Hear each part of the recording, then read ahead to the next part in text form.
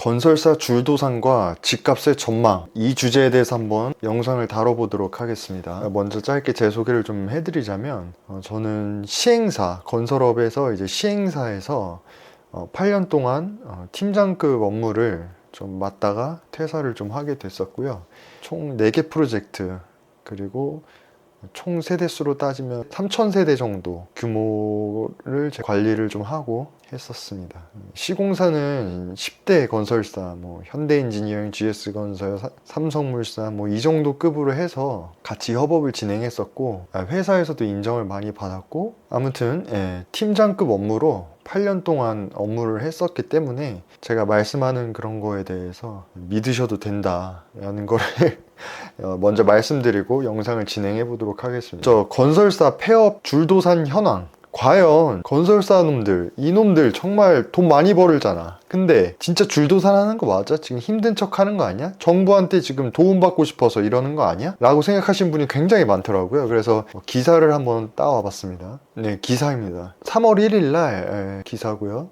1월 2월 건설사 103곳 폐업, 위험 수위 다. 올해 1월 2월 2달간 건설사 103곳이 폐업했다. 작년 같은 기간보다 30% 이상 급증했다. 작년에도 굉장히 폐업 많이 했거든요. 중소건설사뿐 아니라 63빌딩을 시공했던 신동아건설, 경남 2위의 대저건설, 시공력 83위의 대우조선해양건설 등 중견건설사들까지 잇따라 법정관리를 신청하고 있다. 롯데건설, GS건설, DL그룹, 대림이죠. 이편한 세상, 대형 건설사들도 자회사 매각, 본사 건물 매각 등 비상경영에 나섰다. 그러면은 왜 이렇게 지금 건설사들이 어렵냐? 원자재값 인상, 인건비 상승 등으로 공사 비용은 급증한 반면 건설 경기 침체로 아파트 미분양 물건이 늘어난 건설 회사들이 너나 할 것 없이 자금난을 겪고 있다.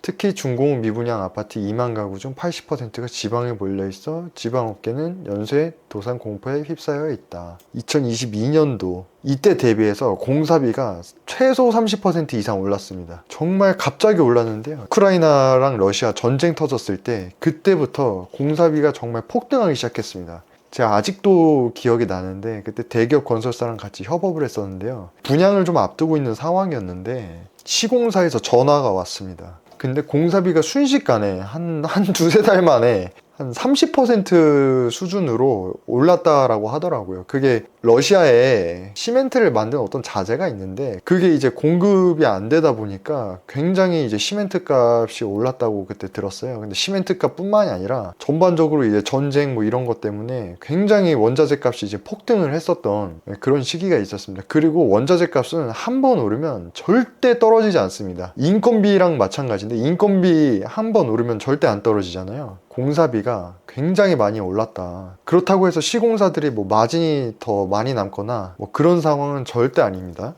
자, 그럼 건설사들이 이렇게 줄 폐업하게 되면 어떤 일이 발생할까요? 건설업이 이렇게 어려워지면 철강, 시멘트 등 자재뿐만 아니라 이사업체, 인테리어업체, 음식업, 다른 업종에 미치는 파급 효과가 국내 총생산 GDP의 15%를 차지한다고 합니다. 그래서 이 건설업계가 흔들리면 사실 대한민국이 지금 흔들린다고 보셔야 될 것 같아요. 은행, 대출을 해줘야 되는데 대출이 안 나니까 은행도 어려워지겠죠. 그리고 대출을 실행을 했는데 그게 이제 부실 채권이 되니까 은행도 줄도산 될 가능성이 굉장히 높아집니다. 현재는 지금 새마을금고 같은 은행들은 2021년, 2022년도에 이제 PF 브릿지 많이 이렇게 대출을 나갔었는데 지금 그 사업장 전부가 지금 다 부실 사업장이 돼서 환가 처리해서 경매나 공매로 내놔야 되는데 내놓는 순간 은행인 자체가 망하기 때문에 계속 대출만 연장해주고 있는 상황입니다. 그걸 누군가가 터뜨려 버리면 연쇄적으로 건설사도 터지고 시행사는 당연히 터지고 그렇게 이제 빚잔치가 일어날 거기 때문에 사실 미치는 파급 효과가 크다. 마찬가지로 그러면은 건설이 안 좋아지면, 건설 경기가 안 좋아지면 설계사 당연히 힘들겠죠. 감리 힘들겠죠. 분양 대행사 힘들겠죠. 광고 대행사, 신탁사, 증권사, 그리고 인테리어 업체들, 자재, 샤시, 도배 다 어려워지겠죠. 그래서 고용 창출 효과가 이게 굉장히 큽니다. 지금 여기 기사에는 지금 200만 명이 지금 웃돈다고 하는데 한 이 정도도 충분히 될 것 같습니다. 건설 부분이 고용이 지금 15만 7천 명이나 줄었는데 올 들어서는 이제 감소폭이 더 늘어나 16만 7천 명이 감소했다고 합니다. 제가 실제로 현업에 있었을 때 뼈저리게 느꼈던 이 현직자가 진짜 쓴 정도의 그 정도로 지금 정확한 지금 기사라고 지금 보여지고 있습니다. 그러면 과연 왜 이렇게 폐업을 많이 할까요? 물론 여기 나와 있는 게 원자재가 비용을 이제 언급하고 미분양을 언급했는데 사실 제일 큰 건 분양 가격이 이제 떨어진 겁니다. 전국, 수도권, 지방, 그리고 서울, 서초구를 하나 이제 찝었습니다. 아파트 매매 가격 지수를 이제 분석을 해봤는데요. 한국감정원에 있는 지수입니다. 2021년도에는 전국이고 서울이고 모두가 이제 일정하게 같이 올라갑니다. 이때부터 이제 집값이 이제 폭등해가지고 쭉 올라갑니다. 22년 하반기 9월부터죠. 아직도 기억납니다. 이때부터 폭락을 하기 시작합니다. 대출 규제가 한 이 정도 때 시행됐던 것 같네요. 그래서 아무튼 이때부터 이제 폭락을 하기 시작합니다. 쭉 폭락을 하는데 강남도 같이 떨어지죠. 네. 그래서 전국적으로 23년도 1월에서 한 5월 그 사이가 최저점입니다. 그래서 바닥을 다지고 다시 올라가려고 하는데 강남은 이제 쭉 날아갑니다. 이제 남들이 어떻게 되는 관심이 없습니다. 쭉 날아가고 나머지는 비실비실하죠. 네. 자, 이 그래프를 봤을 때 시공사들이 21년도에서 22년도 이때 수주를 많이 했었을 겁니다. 한참 경기가 좋았기 때문에 미분양이 거의 없었을 거고요. 이때 수주를 많이 했는데 이때 수주했던 물건들이 한 이 정도 때 23년도 요때 이제 분양을 하게 되겠죠. 네. 이때 수주했던 물건들이 이제 이때 분양을 해야 되는데 문제는 이때 수주했던 물건의 분양가는 이 정도를 받는데 이게 지금 강남권은 잠깐 빠졌다가 지금 다시 올라가서 상관이 없는데 전국적으로 수도권도 마찬가지고 지금 현재 20% 이상 빠진 상태입니다. 지수상으로는 지금 한 15% 빠진 걸로 지금 나오죠. 10%에서 15% 정도 이제 빠졌다가 조금 회복하는 추세인데 지수상 이렇다는 거는 실제로는 20% 이상 빠진 데가 아직도 많다로 보시면 됩니다. 보통 사업을 한번 했을 때 시행사가 사업 이익이 10% 정도 봅니다. 예를 들어서 아파트 10억짜리면 한 세대를 팔았을 때 한 1억 남는다고 보시면 돼요. 공사비 나가고 토지비 나가고 금융비 나가고 기타 용역비 나가면 한 1억 정도 남아요.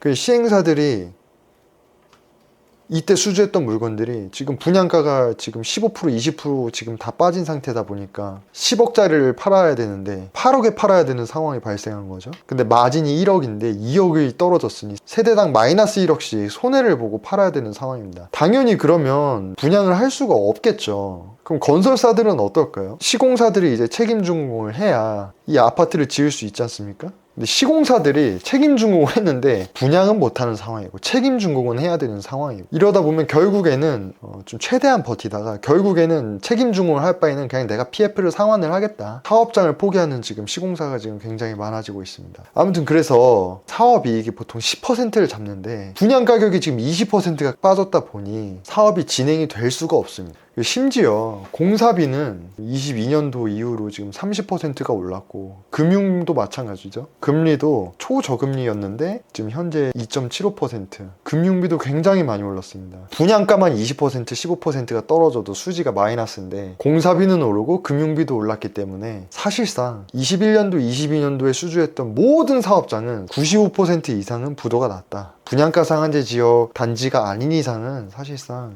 부도가 날 수밖에 없는 상황입니다. 현재 연도별 아파트 입주 물량을 보시면 그냥 한 1년 동안 약 한 40만 호가 공급된다고 보시면 돼요. 18년도 때부터 50만 호 공급이 됐죠. 그래서 이제 조금씩 줄어들고 다시 늘고 그러다가 21년도 이때부터 이제 집값이 폭등했다가 갑자기 폭락하기 시작합니다. 그럼 23년도 24년도까지는 21년도 20년도 이때 수주했던 것들이기 때문에 이때는 입주 물량이 쌓여 있는데 22년도에 이제 집값이 이제 폭락하기 시작하면서 25년도부터 이제 영향을 미치겠죠. 2, 3년 뒤에 이제 입주 물량이 이제 나올 테니까요. 그럼 23년도, 24년도에는 집값이 제일 낮았을 때입니다. 23년도 1월에서 5월이. 이때 수주했을 물건이 없었기 때문에 절반도 지금 공급이 안 되는 지금 상황이고 그나마 전국적으로는 좀 난데 서울을 보시면 2026년 9,000세대, 2027년도도 9,000세대. 서울 같은 경우는 이제 연평균 45,000세대가 공급이 되는데